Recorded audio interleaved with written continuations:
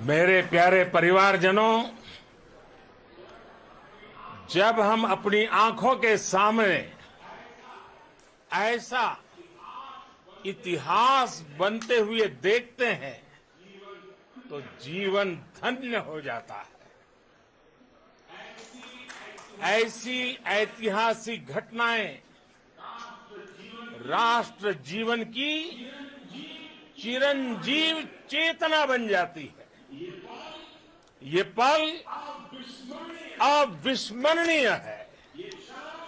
ये क्षण अभूतपूर्व है। ये क्षण विकसित भारत के शंखनाद का है। ये क्षण नए भारत के जयघोष का है। ये क्षण मुश्किलों के महासागर को पार करने का है। ये क्षण जीत के चंद्र पथ पर चलने का है। ये क्षण 140 करोड़ धड़कनों के सामर्थ्य का है। ये क्षण भारत में नई ऊर्जा, नया विश्वास, नई चेतना का है। ये क्षण भारत के उदयमान भाग्य के आह्वान का है।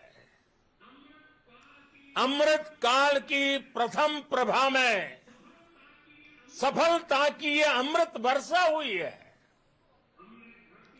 हमने धरती पर संकल्प लिया और चांद पर उसे साकार किया।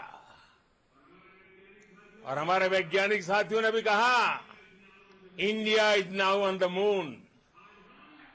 आज हम अंतरिक्ष में नए भारत की नई उड़ान के साक्षी बने हैं। साथियों, मैं इस समय ब्रिक्स समिट में हिस्सा लेने के लिए दक्षिण अफ्रीका में हूं, लेकिन हर देशवासी की तरह मेरा मन चंद्रयान महाअभियान पर भी लगा हुआ था। नया इतिहास बनते ही हर भारतीय जश्न में डूब गया है। हर घर में उत्सव शुरू हो गया है। हृदय से मैं भी अपने देशवासियों के साथ, अपने परिवारजनों के साथ इस उमंग और उल्लास से जुड़ा हुआ हूं। मैं टीम चंद्रयान को, इसरो को और देश के सभी वैज्ञानिकों को जी जान से बहुत बहुत बधाई देता हूं, जिन्होंने इस पल के लिए वर्षों तक इतना परिश्रम किया है। उत्साह, उमंग, आनंद और भावुकता से भरे इस अद्भुत पल के लिए मैं 140 करोड़ देशवासियों को भी कोटि कोटि बधाइयां देता हूं। मेरे परिवारजनों, हमारे वैज्ञानिकों के परिश्रम और प्रतिभा से भारत चंद्रमा के उस दक्षिणी ध्रुव पर पहुंचा है, जहां आज तक दुनिया का कोई भी देश नहीं पहुंच सका। अब आज के बाद से चांद से जुड़े मिथक बदल जाएंगे, कथानक भी बदल जाएंगे और नई पीढ़ी के लिए कहावतें भी बदल जाएगी। भारत में तो हम सभी लोग धरती को मां कहते हैं। और चांद को मामा बुलाते हैं। कभी कहा जाता था चंदा मामा बहुत दूर के हैं। चंदा मामा बहुत दूर के हैं। अब एक दिन वो भी आएगा जब बच्चे कहा करेंगे चंदा मामा बस एक टूर के हैं।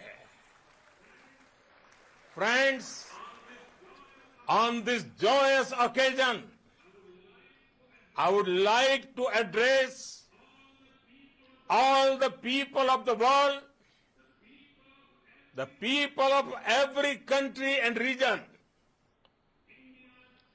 India's successful moon mission is not just India's alone.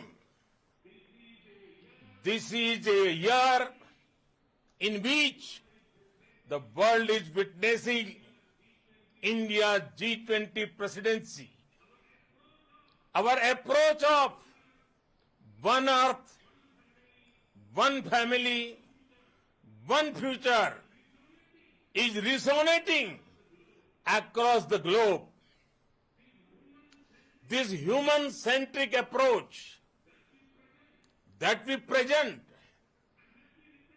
and that we represent has been welcomed universally. Our moon mission is also based on the same human-centric approach. Therefore, this success belongs to all of humanity, and it will help moon missions by other countries in the future. I am confident that all countries in the world, including those from the global south, are capable of achieving such feats. We can all aspire for the moon and beyond. मेरे परिवारजनों, चंद्रयान महाअभियान की ये उपलब्धि भारत की उड़ान को चंद्रमा की कक्षाओं से आगे जाएगी। हम हमारे सौर मंडल की सीमाओं का सामर्थ्य परखेंगे और मानव के लिए ब्रह्मांड की अनेक संभावनाओं को साकार करने के लिए भी जरूर काम करेंगे। हमने भविष्य के लिए कई बड़े और महत्वाकांक्षी लक्ष्य तय किए हैं। जल्द ही सूर्य के विस्तृत अध्ययन के लिए ISRO Aditya L1 mission launch करने जा रहा है। इसके बाद शुक्र भी इसरो के लक्ष्यों में से एक है। गगनयान के जरिए देश अपने पहले ह्यूमन स्पेस फ्लाइट मिशन के लिए भी पूरी तैयारी के साथ जुटा है। भारत बार बार ये साबित कर रहा है कि sky is not the limit. साथियों, साइंस और टेक्नोलॉजी देश के उज्जवल भविष्य का आधार है।